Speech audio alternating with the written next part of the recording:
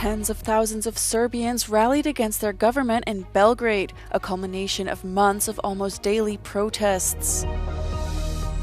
UK Prime Minister Keir Starmer says Putin will sooner or later have to come to the table as Russia rejects a temporary ceasefire deal.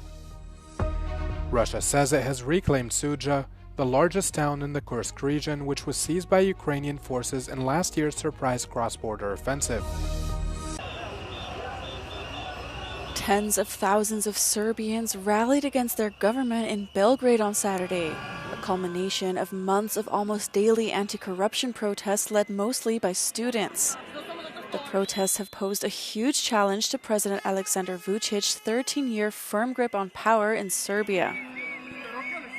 Očekujem da će ovo poljuljati ovu vlast, da će Vučić shvatiti da narod nije više za njega. Many city residents came out to welcome the protesters who came from across the country.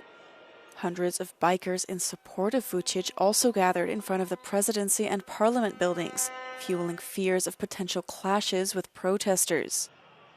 Vučić himself made claims that violence was planned at the rally and threatened arrests over any incidents. Previous student-led rallies in other Serbian cities have been peaceful, while also drawing huge crowds. Good morning, colleagues. UK Prime Minister Keir Starmer calls Ukraine the party of peace and says Putin is trying to delay a ceasefire during a press conference which followed a virtual meeting with allies on Saturday. Starmer clarified what allies had discussed that morning. We agreed we will keep increasing the pressure on Russia, keep the military aid flowing to Ukraine, and keep tightening the restrictions on Russia's economy to weaken Putin's war machine and bring him to the table. During his virtual meeting, Starmer said Putin will sooner or later have to come to the table, calling allies to keep the pressure on Putin to back a ceasefire in Ukraine.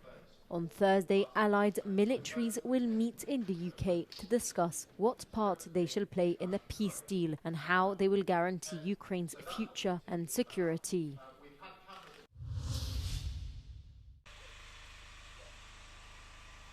Russia announced that its forces had recaptured the Sudzha settlement in the Kursk region from Ukraine.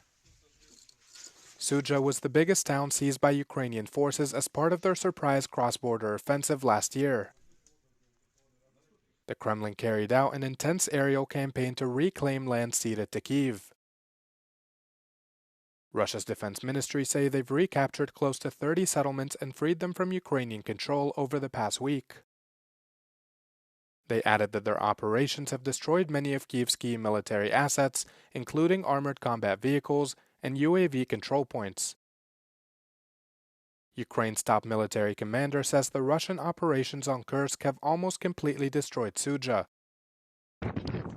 Kyiv has not yet commented on whether or not they still control the settlement, but noted that troops were shifting to more advantageous positions.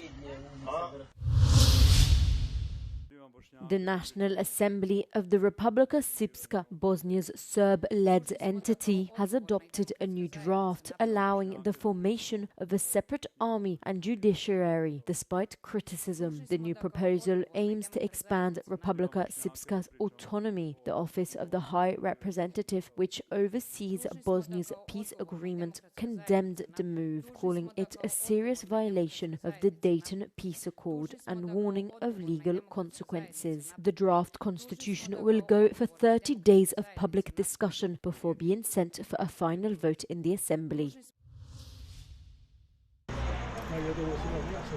Cuba was hit with a massive power outage on Friday night, leaving millions of people in the dark.